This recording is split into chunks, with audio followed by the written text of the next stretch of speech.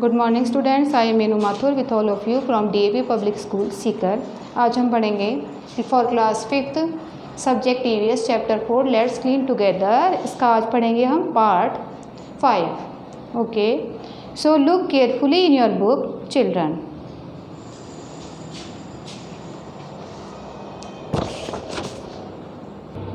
अब देखो स्टूडेंट, इसमें आपको कुछ पिक्चर्स दिखाई दे रही हैं। ये है आपका क्लीनिंग मशीन का पिक्चर। ओके, क्या है ये? यह है क्लीनिंग मशीन, सफाई करने की एक मशीन है। ओके, नेक्स्ट है आपका, ये देखो आपको क्या दिखाई दे रहा है? मॉडर्न मॉप दिख रहा है ना, मॉडर्न मॉप। ठीक है, जिससे आप क्या करते हो? मॉपिंग। मॉपिंग मतलब होता है पोछा लगाना। ठीक है, ये है आपका मॉपिंग। ठीक है, ये क्लीनर है विथ मॉडर्न मॉप। क्लीनर मतलब होता है सफाई करने वाला, आपको दिखाई दे रहा है, और ये अपना मॉडर्न मॉप लेकर के मॉपिंग कर रहा है। नेक्स्ट है आपका, ये पिक्चर दिखाई दे रही है आपको क्लीन टॉयलेट की। और नेक्स्ट है नीट एंड क्लीन हाउस। ये आपको कुछ पिक्चर्स दिखाई गई हैं। ओके, तो ये आपने पिक्चर्स देख ली और उनको समझ लिया। And students, now you look carefully at your book.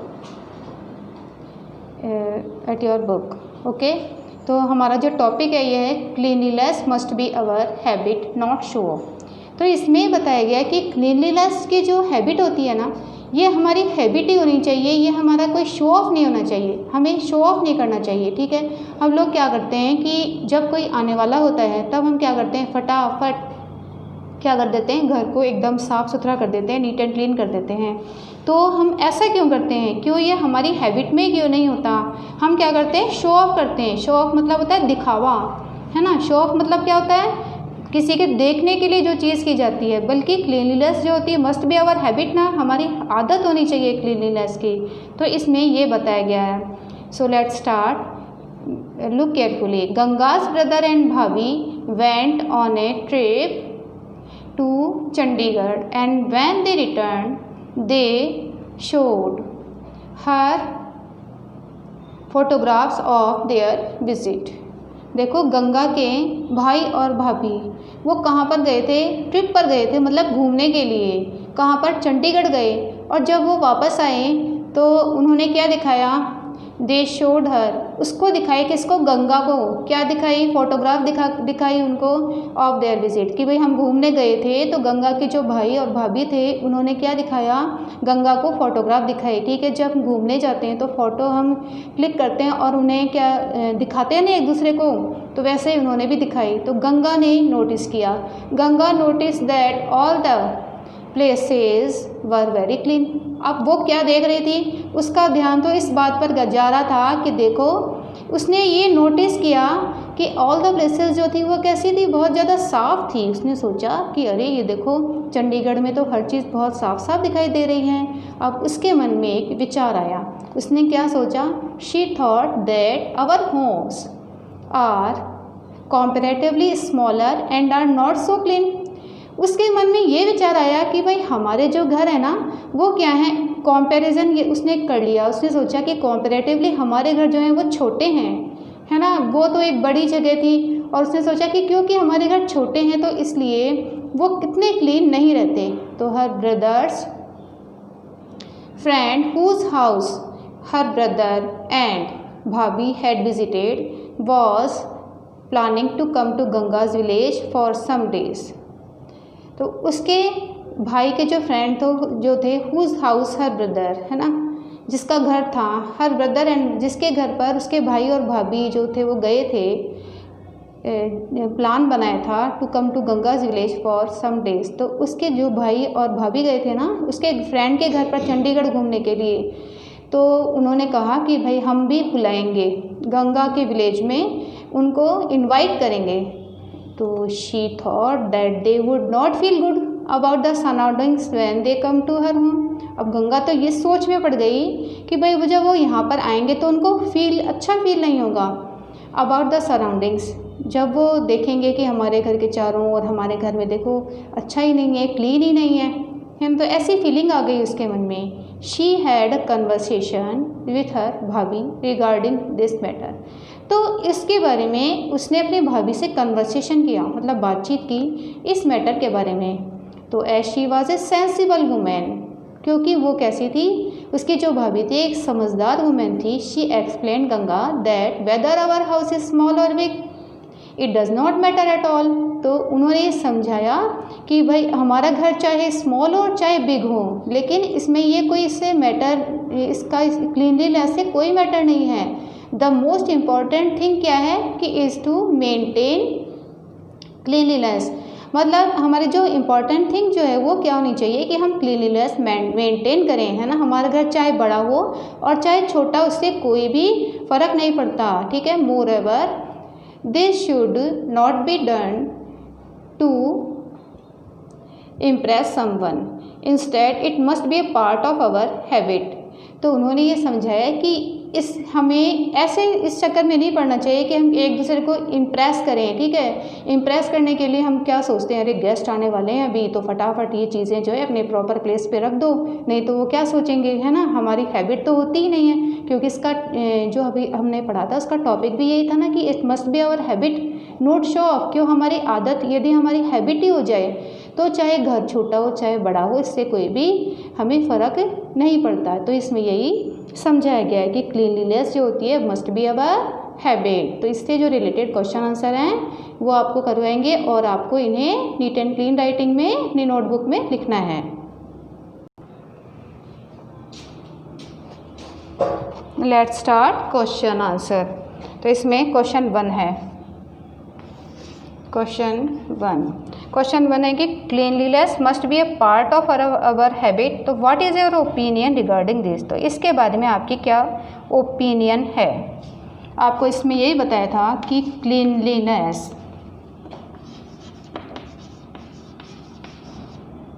Must be our habit. Cleanliness जो है, सफाई की हमारी क्या होनी चाहिए, हमारी हैबिट होनी चाहिए।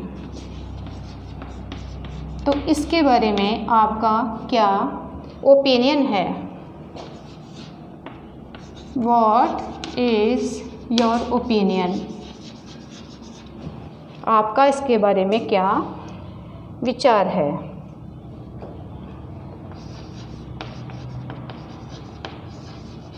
Opinion regarding this.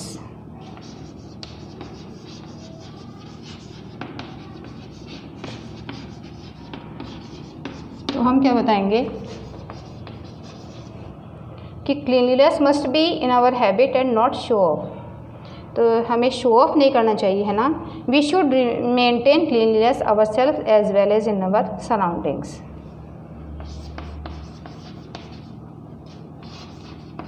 Cleanliness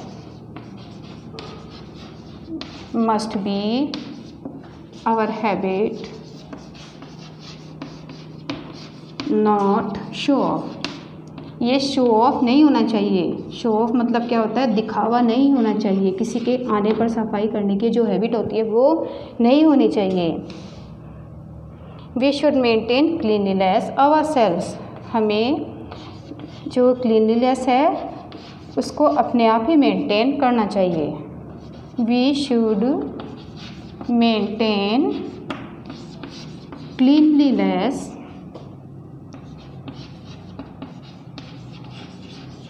ourselves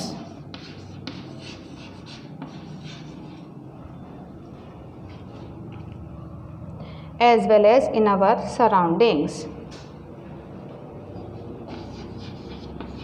as well as in our surroundings।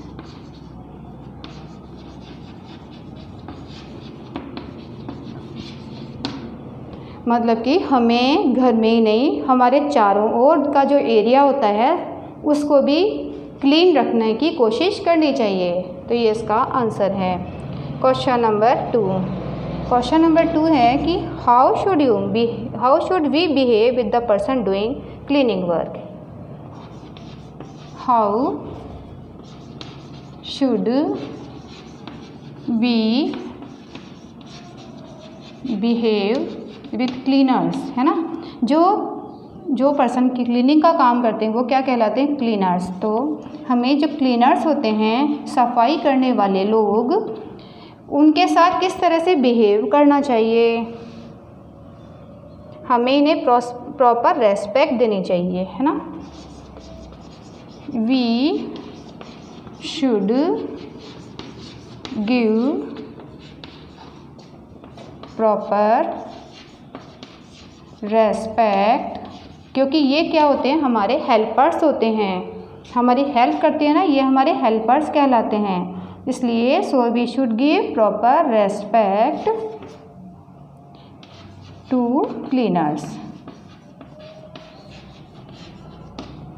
Question number 2 is completed. And next question number 3.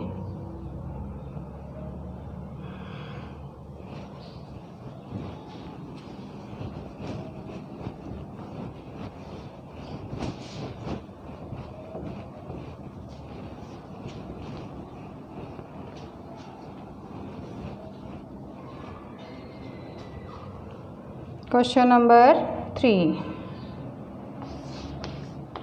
Question number 3 है, what type of image will our country have if our villages and cities are not clean? What type of image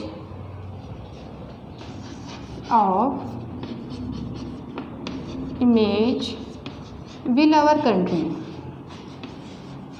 हमारा जो country है उसकी image किस तरह की हो जाएगी यदि if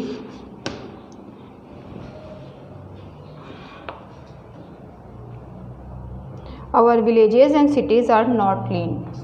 Our villages and cities are not clean.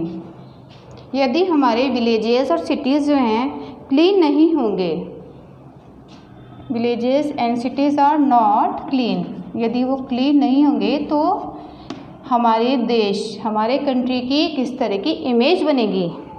अच्छी बनेगी क्या? नहीं ना, हमारे जो इम्प्रेशन होगा वो कैसा जाएगा? Bad. The impression of our country will be bad. तो इसमें आप लिख सकते हो द इम्प्रेशन। ठीक है, आपके घर पर कोई आता है तो आप सोचते हो अरे इम्प्रेशन अच्छा नहीं होगा, है ना, तो इसलिए आप क्या करते हो? साफ़ सफाई कर देते हो।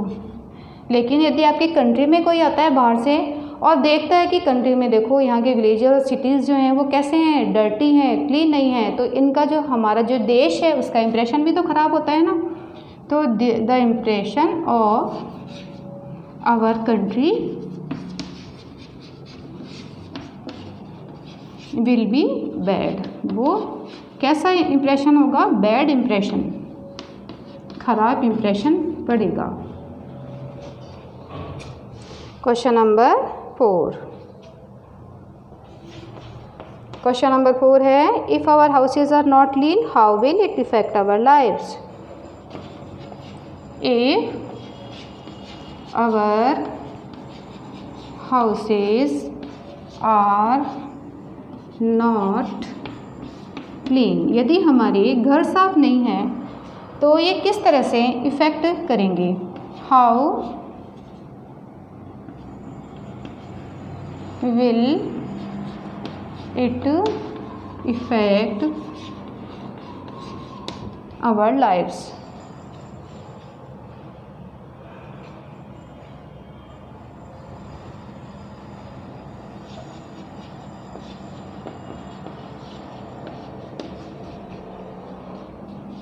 यहाँ पर आएगा इफेक्ट, किस तरह से ये प्रभाव डालेंगे हमारे जीवन पर। यदि हमारे हाउसेस तो क्लीन नहीं होंगे तो आप इसमें आंसर लिखोगे, इससे डायरेक्टली हमारी जो हेल्थ होगी वो अफेक्टेड होगी, है ना।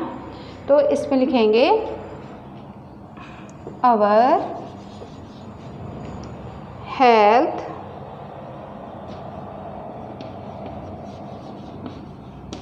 will affect है ना, हमारी हेल्थ जो होगी वो अफेक्ट होगी ना, विल अफेक्ट डायरेक्टली।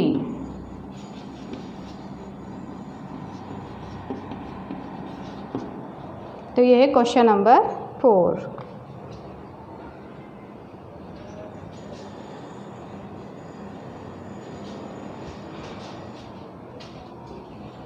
तो ये जो आज आपको पढ़ाया और जो क्वेश्चन आंसर आपको कराए हैं ये समझ में आ गए होंगे अच्छे से। And if you have any problem then you can send message or call on school WhatsApp number. Thank you so much.